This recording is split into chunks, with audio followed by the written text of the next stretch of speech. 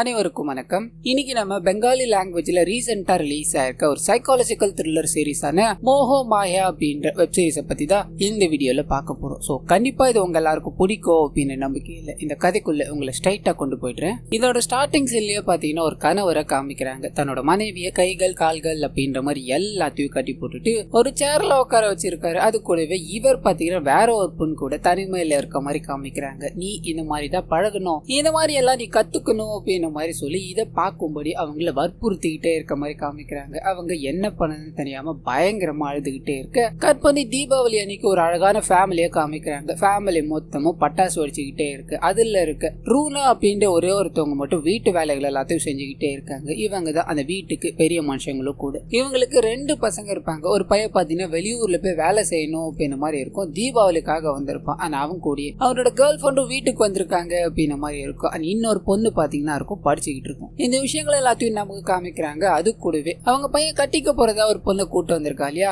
இந்த விஷயம் பாத்தீங்கன்னா அவளுக்கு சுத்தமா பிடிக்காது. எதனால அப்படின்னா இன்னும் அவங்க வீட்டுக்கே வரல, அதுக்குள்ள நம்மள தாண்டி அவளை பாத்துக்கிட்டு இருக்காங்களே அப்படின்ற எண்ணம். ஆனா அதையும் தாண்டி அந்த லேடி பாத்தீங்கன்னா பட்டாசுலாம் நிறைய வாங்கிட்டு வந்திருப்பாங்க. அதை எல்லாத்தையும் பார்த்து ஒரு மாதிரி முக சூழ்ச்சிக்கிட்டே எங்களுக்காக நீ பண்ணதுல போதும் வந்து சாப்பிட்டு உன்னோட வீட்டுக்கு கிளம்புன்னு சொல்ல அங்க இருக்க எல்லாருமே அம்மா அப்படிதான், அதெல்லாம் நீ எதுவும் கண்டுக்காது, வந்து சாப்பிடுன்னு சொல்லி ஃபேமிலி மொத்தமும் சாப்பிடுற மாதிரி காமிக்கிறாங்க. அப்ப நிறைய கான்வர்சேஷன் இவங்களுக்குள்ள போக்கிட்டே இருக்கு. ஆனா அப்படியே கட் பண்ணா அந்த லேடி வீட்டுக்கு கிளம்பிடுறாங்க. இவங்க எல்லாரும் உட்காந்து பேசிக்கிட்டு இருக்காங்க. அப்ப பையன் பாத்தீங்கன்னா அம்மாக்காக ஒரு Facebook அக்கௌண்ட் முன்னாடி ஓபன் பண்ணி வச்சிருந்திருக்கும். அதை எடுத்துட்டு வந்து காமிக்கிறாங்க. உங்களுக்கு போட்டோ எல்லாம் பயங்கரமா லைக்ஸ் வருது, நீங்க ஃபேமஸ் ஆயிட்டீங்க அம்மா அப்படின்னு மாதிரி அதை காமிச்சு பேசிக்கிட்டே இருக்கு. அப்ப பாத்தீங்கன்னா ரிஷி அப்படின்னு ஒரு பையன் கிட்ட இருந்து இவங்களுக்கு ஃப்ரெண்ட் ரிக்வெஸ்ட் வருது. அதை பார்த்தது அங்க இருக்க எல்லாருமே இவனை எங்கேயோ பார்த்த மாதிரி இருக்கு அப்படின்னு மாதிரி நின்றுகிட்டே இருக்காங்க. அந்த சமயம்னு பார்த்து ரூனாவோட பையன் இருக்கான் இல்லையா, அவன் கூட படிச்ச பையன் தான் இவன் அப்படின்ற மாதிரி இருக்கும். நாக்பூர்ல இருக்கான்னு போட்டிருக்கோம். இதை கேட்ட ரூனாக்கு ஒரு மாதிரி சந்தேகமா இருக்கு. இவனை நான் இங்கேயும் எங்கேயோ பார்த்த மாதிரி இருக்கு, நாக்பூர் அப்படின்ற மாதிரி பொய்யா போட்டு வச்சிருக்கான், நான் எதுவுமே பண்ண போறது இல்லை அப்படின்ற மாதிரி அவனோட ரிக்வெஸ்ட் அப்செப்ட் பண்ணாம அப்படியே வைக்கிறாங்க. கட் பண்ணா இதுக்கு அடுத்த நாள் காலையில பாத்தீங்கன்னா ரூனாவோட பையன் வந்து அம்மா நேத்து நான் அவனை பத்தி பேசிட்டு இருந்தால, அவன் நாக்பூர்ல தான் இருக்கானா, எனக்கும் ஃப்ரெண்ட் ரிக்வெஸ்ட் கொடுத்திருக்கான், அதே மாதிரி நீங்களும் அவனோட ஃப்ரெண்ட் ஆயிடுங்கமான்னு சொல்ல இவங்க மனசு கேட்கறதா இல்ல. அவன் எங்கேயோ நான் பார்த்தேன் நாக்பூர்ல இருக்கேன்னு போய் சொல்றான். எனக்கு ஒரு மாதிரி உறுத்திக்கிட்டே இருக்கு அப்படின்ற மாதிரி முடிவு பண்ணி அன்னைக்கு நைட்டு பாத்தீங்கன்னா ஒரு மெசேஜை போடுறாங்க அந்த ரிஷிக்கு. நான் உன்னை எங்கேயாவது இங்க பாத்திருக்கேனா இல்ல நாக்பூர்ல தான் இருக்கியா அப்படின்ற மாதிரி கேட்க பதிலுக்கு கொஞ்ச நேரம் கழிச்சு ரிப்ளை வருது. நான் உங்களை ஒரு துணி கடையில பார்த்தேன், என்ன மறந்துட்டீங்களான்னு கேட்க ஒரு சின்ன பிளாஷ்பேக் ஒண்ணு போகுது. தீபாவளிக்கு முன்னாடி பாத்தீங்கன்னா அவங்க ஒரு பெரிய ஜவுளி கடையில போய் சாரி எல்லாத்தையும் எடுக்கணும் அப்படின்ற மாதிரி பாத்துக்கிட்டே இருக்காங்க. அப்ப இந்த ரிஷி அப்படின்ற மாதிரி இருக்கா இல்லையா, அவன் இவங்களே கண்ணாடி பின்னாடி நின்று பாத்துக்கிட்டே இருக்க மாதிரி இருக்கும். இவங்களுக்கு ஒரு மாதிரியா இருக்கு, யாரா இருக்கோ அப்படின்ற மாதிரி அங்க இருக்கிற லேடி கிட்ட எல்லாம் சொல்ல திரும்பி பாக்குறாங்க காணும். இதனால அங்க இருந்து பெருசா எடுத்துக்காம கிளம்பணும் அப்படின்ற மாதிரி ட்ரை பண்ண அந்த சமயம் பார்த்து அந்த பையன் வந்து நிக்கிறான். ரொம்ப நன்றி, நான் ரெடி பண்ண டிசைன்ல இருந்துதான் நீங்க சாரி எடுத்திருக்கீங்கன்னு சொல்ல அப்பதான் தெரிய வருது இவன் பாத்தீங்கன்னா ஒரு டிசைனரா இருப்பான். அங்க இருக்கிற புடவைகள் எல்லாத்தையும் இவன் தான் பண்ணிருக்கா அப்படின்ற மாதிரி இருக்கும். இதை பார்த்து ரூனாவும் எனக்கு ரொம்ப பிடிச்சிருக்குப்பா, மத்தவங்களுக்கு எப்படின்னு தெரியல அப்படின்ற மாதிரி சொல்லி அவன் டிசைன் பண்ணாலியா அதை வாங்கிட்டு வந்திருப்பாங்க. கட் பண்ணி பிரசன்ட்டுக்கே வருது. சோ அன்னைக்கு நடந்த சம்பவம் தான் எனக்கு அவனை எங்கேயோ பார்த்த மாதிரி தோணிக்கிட்டே இருக்கா அப்படின்னு மாதிரி இந்த விஷயத்த அப்படியே விட்டுடுறாங்க. கட் பண்ணா வீட்டுல இருக்கு ரூனாவோட பொண்ணு இருக்காங்க இல்லையா, அவங்களுக்கு இந்த ரிஷிய பாத்தீங்கன்னா ரொம்ப பிடிச்சிக்கிட்டு இருக்கும். ஆனா அதே சமயத்துல ரிஷியும் பாத்தீங்கன்னா இங்க தங்க இடம் தெரியாம அலைஞ்சுகிட்டு இருக்கான் அப்படின்ற மாதிரி இருக்கும். நம்ம பேயிங் கெஸ்ட் அவனை வச்சுப்போம், என்னமா சொல்றீங்கன்னு கேட்க மதிக்கிறதா இல்ல. இதனால இவங்களோட அண்ணன் வழியா பேசி பார்க்கலான்னு முயற்சி செய்யறாங்க. அவனோட அம்மா இப்பதான் ரீசெண்டா இறந்து போனாங்களாம். அப்பா சின்ன வயசுல விட்டு போயிட்டாராம், என்ன பண்றதுன்னு தெரியாம பாவமா நிக்கிறாமா. நான் போனதுக்கு அப்புறம், அதாவது நான் வேலைக்கு போனதுக்கு அப்புறம் ஒரு எம்டி ஸ்பேஸ் இருக்கும்ல, அதை வந்து ஃபில் பண்ணுவான்னு எனக்கு நம்பிக்கையா இருக்குமா. தங்கச்சியை அவன் நம்ம தங்கச்சி மாதிரி பாத்துப்பான்னு நினைக்கிறேன், நீங்க என்னமா சொல்றீங்கன்னு கேட்க யோசிக்கிறாங்க. அம்மா இல்லாத பையன் சரி இருந்துட்டு போகட்டும் அப்படின்ற மாதிரி சம்மதிக்கிறாங்க. கட் பண்ணா இவங்களோட பையன் இருக்கான் இல்லையா, அவன் பொட்டி படிக்க எல்லாத்தையும் எடுத்துக்கிட்டு பெங்களூர்ல வேலைக்கு போகணும் அப்படின்ற மாதிரி கிளம்புறான். ஃபேமிலி மொத்தமும் சோகத்துல இருந்தாலும் அவனை சந்தோஷமா வழி அனுப்பி வைக்கிறாங்க. ஆனா அப்படியே கட் பண்ண அவன் போனதுக்கு அப்புறம் ஒருத்தரோட என்ட்ரி, அது யாரா இருக்கோ அப்படின்ற மாதிரி எல்லாரும் வெளியே வராங்க. ரிஷி இருக்கா இல்லையா, அவன் தான் அது. வந்த முதல் பார்வையா அங்க இருக்காங்களே ரூனா, அவங்களோட காலை தான் பாக்குறேன். அந்த கால்கள்ல பாத்தீங்கன்னா வண்ணங்கள் இட்டு பயங்கர அழகா தெரியும். என்னோட அம்மாவும் இதே மாதிரிதான் வச்சிருப்பாங்க, உங்களோட காலுக்கு ஒன்னு மிஸ் ஆகுது, அதை நான் போட்டு விடுவான்னு சொல்லி இவர் வச்சிட்டு இருந்த மெட்டிய பாத்தீங்கன்னா எடுத்து அவங்களோட கால்களுக்கு போட்டு விட அங்க இருக்கிற எல்லாருமே ஆச்சரியத்தோட பாக்குறாங்க. இவன் இது கூட டிசைன் பண்ணுவானா அப்படின்னு மாதிரி பேசிக்கிட்டே உள்ள வாப்பா, உன்னோட வீடு மாதிரி நினைச்சுக்கோ அப்படின்ற மாதிரி சொல்லி உள்ள எல்லாரும் போட்டே இருக்க ரூனா நடந்து போகும்போது முதல்ல அந்த மெட்டில இருந்து கொலுசு சத்தங்கள் கேட்க ஆரம்பிக்குது. இவன் அதையே கேட்டுக்கிட்டே இருக்கான். அப்படியே கட் பண்ணி ஒரு சின்ன பிளாஷ்பேக் ஒன்று காமிக்கிறாங்க. ஸ்டார்டிங் சீன்ல ஒரு லேடியை போட்டு பயங்கரமா கொடுமைப்படுத்திக்கிட்டே இருக்கும் மாதிரி இருக்கும் இல்லையா, அது இவரோட அம்மா தான். இவன் சின்ன பையனா இருக்கும்போது தூக்கத்துல இருந்து கண் முழிக்கிறா, ஏதோ சத்தம் கேட்குது அப்படின்னு மாதிரி கதவை திறந்துகிட்டு போக இவங்க அப்பா பாத்தீங்கன்னா இவங்க அம்மாவை கட்டி போட்டுட்டு, இப்போ பண்ணது எல்லாத்தையும் பார்த்தல, இதே மாதிரி தான் எனக்கும் வேணும், நீ ஒரு அனிமல் மாதிரி என்கிட்ட நடந்தாகணும் அப்படின்னு மாதிரி என்னென்னமோ பண்ணிக்கிட்டே இருக்க. இந்த விஷயங்கள் எல்லாத்தையும் பாத்தீங்கன்னா கதவு திறந்து யாருக்கும் தெரியாம பாத்துக்கிட்டே இருக்க மாதிரி காமிக்கிறாங்க. அப்படியே இந்த சீன் காட் பண்ணா இதுக்கு அடுத்த நாள் காலையில இது எல்லாமே கனவு போல சகிக்கவே முடியாத நிலைமைக்கு அந்த கனவு இருந்தது அப்படின்னு மாதிரி இவரோட கண்களை கூட திறக்காம காலையில அம்மா பேரை சொல்லி கத்திக்கிட்டே இருக்க அம்மா ஓடி வராங்க. என்னடா ஆச்சு, என்ன கனவுடா கண்டு அப்படின்னு மாதிரி கேட்டுக்கிட்டே இருக்க இவனால அதை சொல்ல முடியல. இதனால குறிஞ்சி கீழே பாத்துக்கிட்டே இருக்க அப்ப பாத்தீங்கன்னா அவரோட அம்மாவோட கால்களை பாத்துட்டான். நேத்து நைட்டு கயிறை வச்சு கட்டியிருப்பாங்க இல்லையா, அதுக்கான அடையாளங்கள்லாம் இருக்கும். சோ நேத்து கண்டது கனவு இல்ல, அது நடந்திருக்கு போல அப்படின்னு மாதிரி எதுவுமே பேசாமங்கிறது வேகமா ஓட ஆரம்பிக்கிறான். வழியில இவனோட அப்பாவும் இவனுக்கு என்ன ஆச்சு, எதுக்கு இப்படி ஓடிக்கிட்டு இருக்கான் அப்படின்ற மாதிரி பாத்துக்கிட்டே இருக்க இவன் வேகமா வாஷ் பேஷனுக்கு போய் மூஞ்ச கழுவணும் அப்படின்னு மாதிரி ட்ரை பண்ணிக்கிட்டே இருக்கா. நான் ரொம்ப கெட்ட விஷயங்களே என் கண்களால பாத்துட்டேன், அது என் கண்ணில் இருந்து போக மாட்டேங்குது அப்படின்னு மாதிரி தண்ணீரை வாரி மூஞ்சில அடிச்சுக்கிட்டே இருக்கு. அப்படியே கட் பண்ணி பிரசன்ட்ல காமிக்கிறாங்க. இந்த விஷயங்கள் எல்லாத்தையும் நினைச்சு பார்த்து ரிஷி ஒரு மாதிரி அப்செட்ல நின்றுட்டு இருக்கான். அந்த சமயம் பார்த்து ரோனாவோட பொண்ணு இருக்காங்க இல்லையா, அவங்க உள்ள வந்து ரிஷி கிட்ட பேசணும் அப்படின்னு மாதிரி ட்ரை பண்ண ரிஷியோட அம்மா போட்டோ ஒண்ணு இருக்கும், அதை தெரியாம கீழே போட்டு உடைச்சிடுறாங்க. இவர் கைகளை தொட்டு எடுக்கலான்னு போக கையில கிழிச்சுக்கிட்டு ரத்தம் வர ஆரம்பிக்கும். இதனால என்ன பண்ணுதுன்னு தெரியாம அந்த லேடி அமைதியா இருக்கும்போது நீங்க போங்க எல்லாத்தையும் நான் பாத்துக்கிறேன்னு சொல்லி அவங்கள அனுப்பி விட்டுட்டு அந்த வீட்டு ஜன்னல் ஓரமா போய் நினைக்கிறாரு. அந்த சமயம் பார்த்து ரூனா நடக்க ஆரம்பிக்கிறாங்க. அதுல இருக்க ஜல் ஜல் அப்படின்ற சத்தம் என்னோட காதுகள்ல கேட்டுக்கிட்டே இருக்க மாதிரி காமிக்கிறாங்க. இவரோட அம்மா ஞாபகம் மட்டும்தான் இவரோட கண்கள்ல தெரியற மாதிரியும் இருக்கு. கட் பண்ணி அந்த வீட்டுல இருக்க எல்லாருமே சாப்பிடணும் அப்படின்ற மாதிரி உட்காந்துக்கிட்டு இருக்காங்க. அந்த சமயம் பார்த்து ரிஷி உள்ள என்டர் ஆனது. அங்க இருக்க எல்லாருமே இவர்கிட்ட பேசி மிங்கிள் ஆகணும் அப்படின்ற மாதிரி ட்ரை பண்றாங்க. அந்த சமயம் பார்த்து ரூனாவோட கணவர் தன்னோட பொண்ணு கிட்ட நிறைய விஷயங்களை பேசிக்கிட்டே இருக்க மாதிரி காமிக்கிறாங்க. அந்த சமயம் பார்த்து ரிஷி இது எல்லாத்தையும் கேட்க தன்னோட அப்பாவோட ஞாபகம் வர ஆரம்பிக்குது, தன்னோட அம்மாவோட ஞாபகம் வர ஆரம்பிக்குது. ஒரு மாதிரி தலை சுத்துற மாதிரி நின்றுகிட்டே இருக்க, மயக்க வர மாதிரி ஒரு ரியாக்ட் பண்ணிக்கிட்டே இருக்கு. அங்க இருக்க யாருக்கும் ஒன்னும் புரியல. மேபி சாப்பிடாம இருக்கிறதால அந்த மாதிரி இருக்கலாம், கொஞ்சம் சாப்பிட்டுட்டு போப்பான்னு சொல்ல இல்லங்க கிளாஸுக்கு லேட் ஆயிடுச்சு, முதல் நாள் லேட்டா போக கூடாது அப்படின்ற மாதிரி யார்கிட்டயுமே அடுத்த வார்த்தை பேசாம அங்கிருந்து வேகமா கிளம்பி போக வீட்டுல இருக்க யாருக்கும் ஒன்னும் புரியல. ஆனா அப்படியே கட் பண்ணி பிளாஷ்பேக் உள்ள போகுது. அந்த மாதிரி ஒரு விஷயத்த பாத்துட்டா இல்லையா, இதனால மனசு உடைஞ்சு போய் எந்த வார்த்தையும் பேச முடியாம கிளாஸ்ல உட்காந்துக்கிட்டே இருக்கும்போது இவங்க கிளாஸ் டீச்சர் உனக்கு என்ன ஆச்சு, எந்த ரெஸ்பான்ஸும் பண்ண மாட்டியாடான்னு கேட்க இவன் திரும்பி அவங்கள பாக்குறான். வாய்கள் எல்லாமே கட்டப்பட்ட நிலையில இவங்க அம்மா இருந்தாங்க இல்லையா, அதே மாதிரி இவங்க தோண ஆரம்பிக்கிறாங்க. பயந்து போற. ஆனா அப்படியே கட் பண்ணி பிரசன்ட்ல அங்கிருந்து வெளியே வந்த நபர் பாத்தீங்கன்னா பார்க்ல உட்காந்து இது எல்லாத்தையும் யோசிச்சுக்கிட்டே இருக்கும்போது இவங்க அம்மா பாத்தீங்கன்னா பக்கத்துல இருக்க மாதிரி தோண ஆரம்பிக்குது. இவன் அப்பா மாதிரியா தான் நிறைய விஷயங்களை பண்ணிக்கிட்டு இருக்க, இவனை மாத்தி ஆகணும் அப்படின்னு மாதிரி பேச இவருக்குள்ள ஒரு மாதிரி கோவம் வர ஆரம்பிக்குது. அவங்க கிட்ட அதாவது இவரோட அம்மா கிட்ட பாத்தீங்கன்னா பேசிக்கிட்டே இருக்காரு, செல்ஃபி எடுக்கணும் அப்படின்னு மாதிரி சில விஷயங்களை பண்ணிக்கிட்டே இருக்கு. இதை எல்லாத்தையும் ரூனாவோட கணவர் இருக்காரு இல்லையா, அவர் பார்த்துட்டாரு அப்படின்ற விஷயத்தையும் ரிஷி நோட் பண்ணிட்டாரு. அப்படியே கட் பண்ணி ரூனாவோட கணவர் ஆபீஸ்ல காமிக்கிறாங்க. முதல் வேலையா வீட்டுக்கு போன் பண்ணி உள்ள இருக்க அந்த ரிஷி சரி கிடையாது அப்படின்ற விஷயத்த சொல்லலாம் ட்ரை பண்ண, அது அவங்களுக்கு நிறைய வேலை இருக்கும். இப்ப இதெல்லாம் கேட்க எனக்கு நேரம் இல்ல, நான் அப்புறம் பேசுறேன்னு சொல்லி எதுவுமே கேட்காம வச்சுட்டு போக்கிட்டே இருக்கு. அந்த சமயம் பார்த்து ரிஷியோட என்ட்ரி, நான் காலையில உங்ககிட்ட சாப்பாடு வேணாம் அப்படின்னு மாதிரி சொல்லிட்டு போயிட்டேன், ஆனா அது மனசு ஏத்துக்கவே இல்லை, அதனாலதான் கிளாஸ் போனாலும் பரவாயில்லன்னு உங்களை பார்த்துட்டு உங்க கையால சாப்பிட்டு போகலான்னு வந்தேன்னு சொல்ல வீட்டுல யாரும் இருக்க மாட்டாங்க. சாப்பாடு பரிமாற இவருக்கு தன்னோட அம்மா போட்ட சாப்பாடு மாதிரியே இருக்கும், ரசிச்சு சாப்பிட ஆரம்பிக்கிறான். இந்த விஷயத்த அவங்க கிட்ட சொல்லும் பொழுதும் அவங்களும் ஒரு மாதிரி இவரை பாசமா பார்க்க ஆரம்பிக்கிறாங்க. கட் பண்ண வீட்டு வேலைகள்ல அவங்க செஞ்சுக்கிட்டே இருக்கு. அவர் கம்பெனி கொடுக்குற மாதிரி அவங்க கிட்ட நிறைய விஷயங்களை ஷேர் பண்ற மாதிரி காமிக்கிறாங்க. தன்னோட அம்மாவை பத்தியும் அப்பாவை பத்தியும் நல்ல நல்ல விஷயங்களையா சொல்லிக்கிட்டே இருக்காரு. அந்த சமயம் பார்த்து வீட்டை சுத்தி ஒரு பூனை ஓடிக்கிட்டே இருக்கும். அந்த பூனை கிட்டயும் ரூனா பேசிக்கிட்டு இருக்காங்க. ஆனா அப்படியே கட் பண்ண இந்த சைடு இருக்கா இல்லையா ரிஷி, அவரை காமிக்கிறாங்க. இறந்து போன அம்மா தன்னோட கண்களுக்கு தெரியறதாகும். அவங்க கூட தான் நான் எப்பயுமே தனிமையில இருக்கும்போது பேசுவேன், அது பாதி பேருக்கு பைத்தியக்காரத்தனமா தெரியல, லூசா கூட தெரியல, ஆனா என்ன மாதிரி ஆளுகளுக்கு அதாவது தனிமை விரும்பிகளுக்கு தன்னோட அம்மா தான் தோணு அப்படின்ற மாதிரி ஃபீல் பண்ணி பேச, நீ ஒன்னும் கவலைப்படாதப்பா, இதுவும் வீடு மாதிரி, உனக்கு என்ன வேணும்னாலும் என் கிட்ட கேளுப்பா அப்படின்ற மாதிரி அவனுக்கு தோல் கொடுக்க. கட் பண்ணா மறுபடியும் பிளாஷ்பேக் கண்டினியூ ஆகுது. ரூனா பாத்தீங்கன்னா அவங்களோட பையனை ஸ்கூல்ல இருந்து கூட்டு வரணும்னு ட்ரை பண்ண அந்த சைடு தான் ரிஷி நின்னுகிட்டு இருப்பான். தன்னோட அம்மா இன்னும் வரல, வந்தோடனே போகணும் அப்படின்னு மாதிரி வெயிட் பண்ணிட்டு இருப்பான். அந்த சமயம் பார்த்து ரூனா இதை கவனிக்கிறாங்க. வாப்பா உன்னோட வீட்டுல விட்டுறேன், அம்மாக்கு ஏதாவது பிரச்சனையா இருக்கும்பா, நீ ஏன் கூட தைரியமா வரல, நான் உன் அம்மா மாதிரி தான் அப்படின்னு மாதிரி சொல்லி கூட்டு போயிருப்பாங்க. கட் பண்ணி பிரசன்ட்டுக்கு வருது. ரூனாவோட கணவர் வீட்டுக்கு வராரு. வந்த முதல் வேலையா தன்னோட மனைவி கிட்ட போய் இந்த விஷயங்களை எல்லாத்தையும் ஷேர் பண்ணணும்னு போக ரிஷிதா ஏற்கனவே ஒரு வேலையை பார்த்துட்டான் இல்லையா, அதனால இது எல்லாமே எனக்கு தெரியும், நீங்க நினைக்கிற மாதிரி அந்த பையன் ஒரு மாதிரி ஸ்ட்ரேஞ்சான ஆள்லாம் கிடையாதுங்க, பாவம் அம்மா இல்ல, அம்மாவோட நினைவுகளால வாழ்ந்துகிட்டு இருக்கா அப்படின்னு மாதிரி நிறைய விஷயங்கள சொல்ல. ஆனா இவரோட மனசு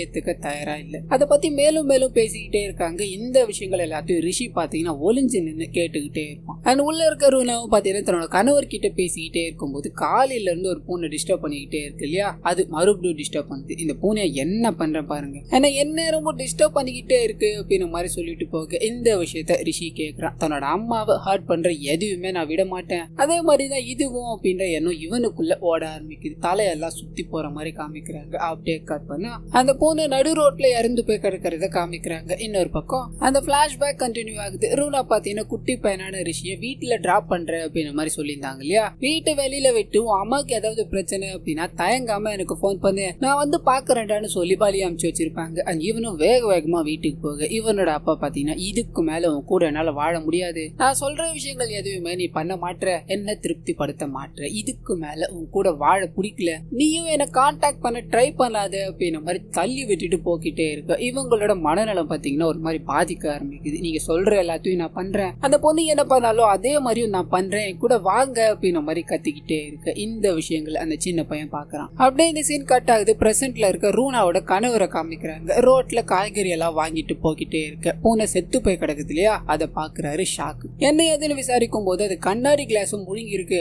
அதனால வயிறு கிழிஞ்சு அது செத்து போயிருச்சு அப்படின்னு மாதிரி தெரிய வருது. பயங்கர அப்செட். இந்த விஷயத்த பாத்தீங்கன்னா வேகமா இவரோட மனைவி கிட்ட போய் சொல்ல இவங்களால இந்த விஷயத்த தாங்கிக்கவே முடியல. அந்த பூனை என் காலையே சுத்திக்கிட்டே இருந்தது, இப்ப இவ்வளவு கொடூரமா இறந்து போயிருக்கு அப்படின்னு மாதிரி ஃபீல் பண்ணிட்டு இந்த விஷயத்த ரிஷி கிட்ட சொல்லிடாதீங்க, அவன் அந்த பூனைக்கு பேரெல்லாம் வச்சு ரொம்ப பாசமா பாத்துக்கிட்டான், அவன் ரொம்ப ஃபீல் பண்ணுவா அப்படின்ற மாதிரி சொல்ல இந்த மனுஷன் ஒரு மாதிரி ஆயிடுறாப்ல. ஏன்னா சந்தேகமே அவன் மேலதான், இவ அவனுக்கு கன்சர்னா பேசிக்கிட்டு இருக்காளே அப்படின்ற தோரணையில கட் பண்ண ரிஷி பாத்தீங்கன்னா வீட்டுக்கு வருவான். அங்க இருக்க சின்ன சின்ன வேலைகள் எல்லாத்தையும் செய்யணும் அப்படின்னு மாதிரி அங்க இருக்க ரூனா கிட்ட நல்ல பேர் வாங்கிட்டே இருக்க. ரூனாவோட கணவர் மேலும் கீழும் பாத்துக்கிட்டே இருக்காரு. ஒரு மாதிரி சந்தேக பார்வையில நின்னுகிட்டே இருக்கு. இந்த விஷயம் இவனுக்கு தெரிஞ்சு போயிருச்சு. அதனால அவர்கிட்ட பாத்தீங்கன்னா ஒரு மாதிரி முன்னுக்கு பின் முரணா நடந்துக்க ஆரம்பிக்கிறான். பூனை எங்க போச்சு, காலையில இருந்து அதை காணும், பூனையோட தொல்லையே இனிமேல் உங்களுக்கு இல்லையா அப்படின்னு நம்ம எல்லாம் சொல்லிட்டு போக இவர் கன்ஃபார்ம் பண்ணிட்டாரு ஏதோ ஒரு விஷயத்த அவன் மறைக்கிறான், அதை கண்டுபிடிக்காம விட மாட்டேன் அப்படின்னு மாதிரி அவனை பத்தி சில விஷயங்கள் அவங்கிட்ட கேட்க அவன் சின்ன சின்ன விஷயங்களை ஷேர் பண்றான். காலேஜ்ல படிக்கிறேன் அப்படின்னு மாதிரி சில காலேஜ் பேரு சொல்றான். அது எல்லாத்தையும் நோட் பண்ணிட்டு இவர் அதை கண்டுபிடிக்கணும் அப்படின்ற மாதிரி கிளம்புறாரு. இன்னொரு பக்கம் ஒரு காஃபி எடுத்துக்கிட்டு அந்த ரிஷியை பார்க்கணும் அப்படின்ற மாதிரி ரூனா அவனோட ரூமுக்கே போறாங்க. காரணம் என்ன அப்படின்னா அவங்க சில சாரீஸ் எல்லாத்தையும் டிசைன் பண்ணணும் அப்படின்னு மாதிரி கொடுத்துருப்பாங்க, அதை செக் பண்ணணும் அப்படின்ற மாதிரி போறாங்க. அப்ப இவங்க சாரி எல்லாத்தையும் வச்சு பார்த்துக்கிட்டே இருக்கு. என்னோட அம்மாக்கு பிடிச்ச கலர் இது,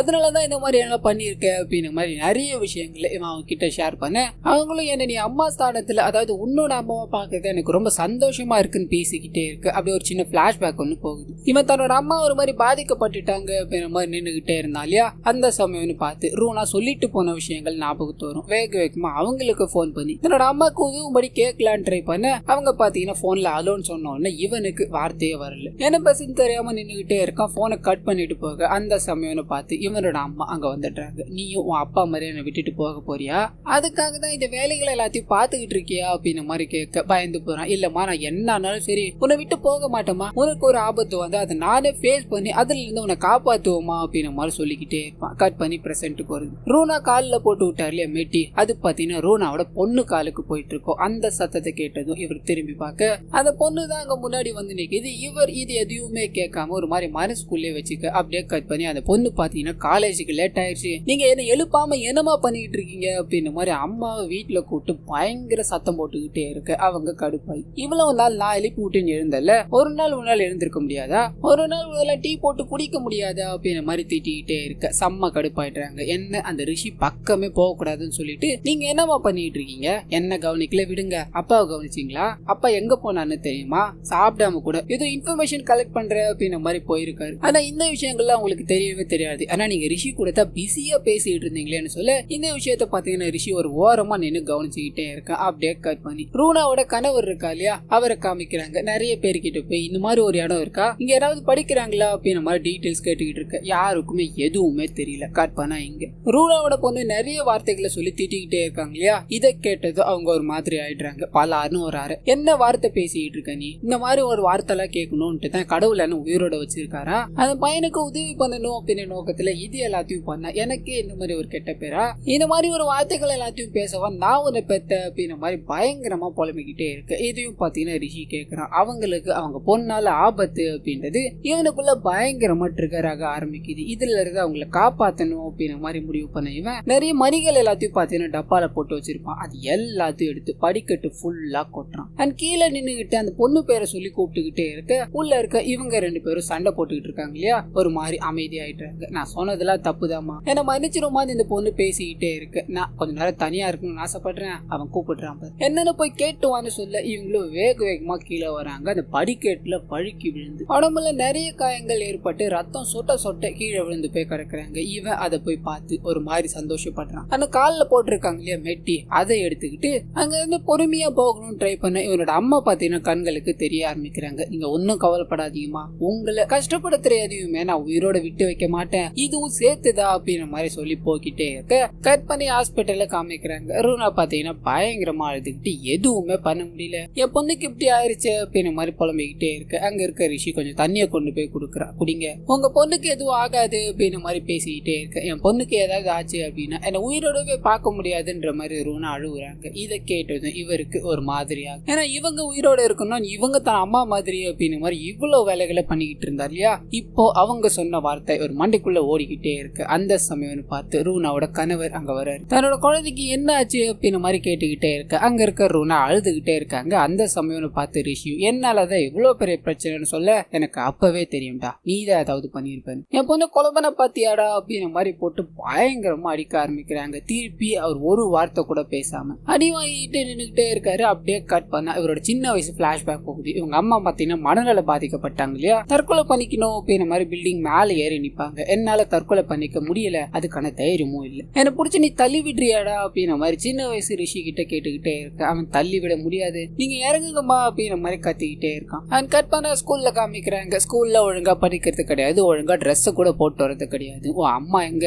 நான் பிரின்சிபலை பார்க்க வர சொல்லியிருந்தேனே வரலையா அப்படின்ற மாதிரி அங்க இருக்க டீச்சர் கேட்டுக்கிட்டே இருக்க. இவன் என் அம்மா பயங்கரமான வழியில இருக்காங்க, என் அம்மாவை டிஸ்டர்ப் பண்ணாதீங்க அப்படின்ற மாதிரி சொல்லிக்கிட்டே இருக்க. அவங்க எப்படி இருந்தா எனக்கு என்ன, ஒழுங்கு மாதிரிதான் உன் அம்மா இங்க வந்தாங்கன்னு சொல்ல அம்மாவை பத்தி பேசிட்டாங்க இல்லையா. அம்மா எப்படி இருந்தான்னு வர கேட்டுட்டாங்க. சும்மா இருப்பானா, இவனுக்குள்ள ஒரு மாதிரி மண்டைக்குள்ள ஓடிக்கிட்டே இருக்கு. புடிச்சு தள்ளு, அவளை புடிச்சு தள்ளு அப்படின்ற மாதிரி மண்டைக்குள்ளே இவங்க அம்மா கத்திக்கிட்டே இருக்க மாதிரி தோணுது. இவன் அவங்கள புடிச்சு தள்ளி விட அந்த இடத்துல ரத்த வெள்ளத்துல விழுந்து கிடக்குறாங்க. கட் பண்ணா பிரசன்ட்டுக்கு வந்துருது. பயங்கரமா நாடி எல்லாத்தையும் வாங்கிட்டு நின்னுகிட்டே இருக்கான். ஆனா அதே சமயத்துல டாக்டரும் பாத்தீங்கன்னா சில ஆபரேஷன்ஸ் எல்லாம் பண்ணணும், உங்க பொண்ணு கிரிட்டிக்கலான கண்டிஷன்ல தான் இருக்காங்க அப்படின்ற மாதிரி சொல்ல இவங்க ரெண்டு பேரும், அதாவது ரூனாவும் கணவரும் வீட்டுக்கு வர வேண்டிய நிலைமை. அண்ட் பின்னாடியே பாத்தீங்கன்னா இந்த ரிஷியோ அவங்களோட வண்டியை கொண்டு போய்கிட்டே இருக்க மாதிரி காமிக்கிறாங்க. அப்போ பின்னாடி அவங்க அம்மாவோட ஆத்மா இவன் கண்ணுக்கு, அவன் அவ்வளோடி அடிக்கிறான்ல, திருப்பி அவனை பனிஷ் பண்ண மாட்டியாடா அப்படின்ற மாதிரி கேட்டுக்கிட்டே இருக்கு. இவன் தன்னோட அம்மாவை வாய மூடு அப்படின்ற மாதிரி சொல்லிட்டு கட் பண்ண அன்னைக்கு ஈவினிங் காமிக்கிறாங்க. அன்னி எடுத்துட்டு போய் வீட்டுல வெட்டுறா. இதுக்கு மேல நான் இந்த வீட்டுல இருக்க விரும்பல,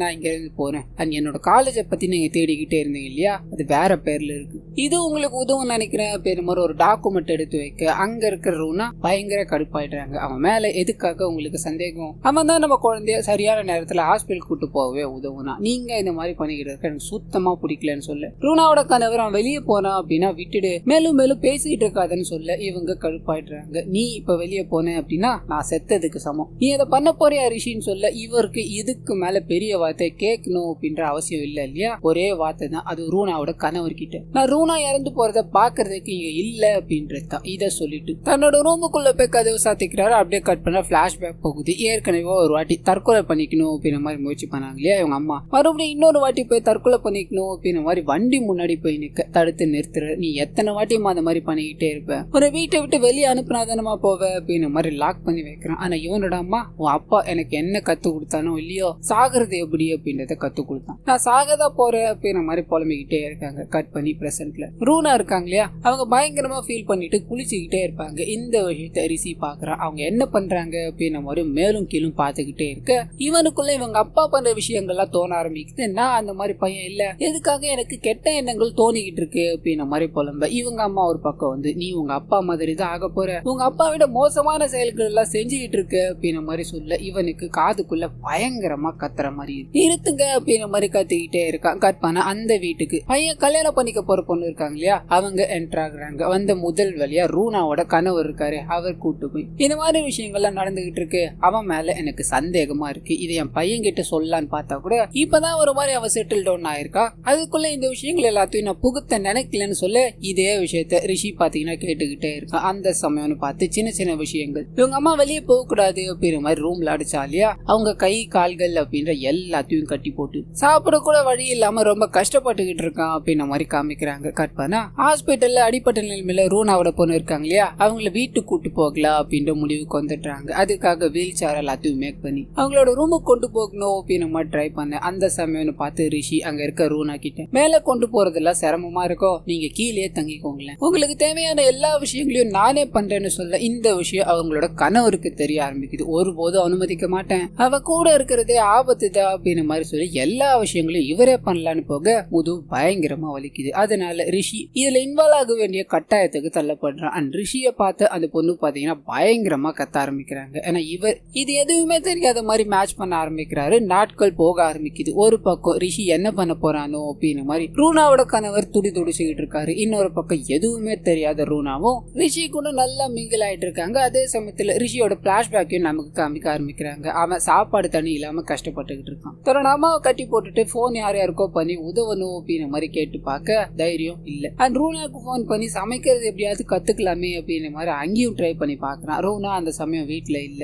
அதனால அங்கேயும் ரெஸ்பான்ஸ் இல்லாம போயிடுது. என்ன பண்றதுன்னு தெரியாம நின்றுகிட்டே இருக்கும்போது மேல இருந்து, அதாவது இவங்க அம்மாவை கட்டி போட்டிருக்கான் இல்லையா, அங்க இருந்து சத்தம் வர ஆரம்பிக்குது. ஓடி போய் பார்த்தா பாட்டில் எல்லாத்தையும் உடைச்சிட்டு அவங்க தப்பிக்கணும் அப்படின்னு மாதிரி ட்ரை பண்ணிருப்பாங்க. இதை பார்த்ததும் ஏதாவது பனி ஆகணுமே அப்படின்னு மாதிரி யோசிக்கிறான். ஸ்ட்ரைட்டா தன்னோட அப்பாவோட ரூமுக்கு போக அங்க நிறைய பொருட்கள் எல்லாம் இருக்கும். அது எல்லாத்தையும் பார்த்து பயந்து பயந்து ஒரு பெரிய கயிறா பாத்தீங்கன்னா எடுக்க ஆரம்பிக்கிறான். நீங்க தப்பிச்சு போக கூடாதுமா, நீங்க உயிரோடு இருக்கணும், நான் உங்களை சாக விட மாட்டேன் அப்படின்ற மாதிரி பெட்ல வச்சு மொத்தத்தையும் இறுக்கி வச்ச மாதிரி கட்டி விட்டுட்டான். கையும் பாத்தீங்கன்னா கட்டப்பட்டுதான் இருக்கும். அதான் இவ்வளவு டைட்டா கட்டிட்டல, எதுக்காக கையை மட்டும் கட்டி இருக்கு, அதை கொஞ்சம் ரிலீஸ் பண்ணாண்டான்னு சொல்ல முடியாதுன்றான். உடனே இவங்களும் நீ அப்பா மாதிரி தான் அவன மாதிரி தான் ஆக போற அப்படின்ற மாதிரி ட்ரிகர் பண்ணி கைத்த பாத்தீங்கன்னா அவுத்து விட வச்சுட்டாங்க. அந்த பையனும் சாப்பிட ஏதாவது கொண்டு வரேன்னு கீழே போய் தனக்கு தெரிஞ்ச விஷயங்கள் எல்லாத்தையும் பண்ணிக்கிட்டே இருக்க இவங்க ஒரு கண்ணாடி பீஸை பாத்தீங்கன்னா ஒளிச்சு வச்சிருப்பாங்க. அதை எடுத்து எனக்கு எப்படி சாகணும்னு தெரியும், அதுக்குண்டான வேலைகளை தான் பண்ண போறேன் அப்படின்ற மாதிரி கையை அறுத்துக்கிட்டு அந்த இடத்துல பாத்தீங்கன்னா துடி துடிக்க இறந்து போறாங்க. கட் பண்ணி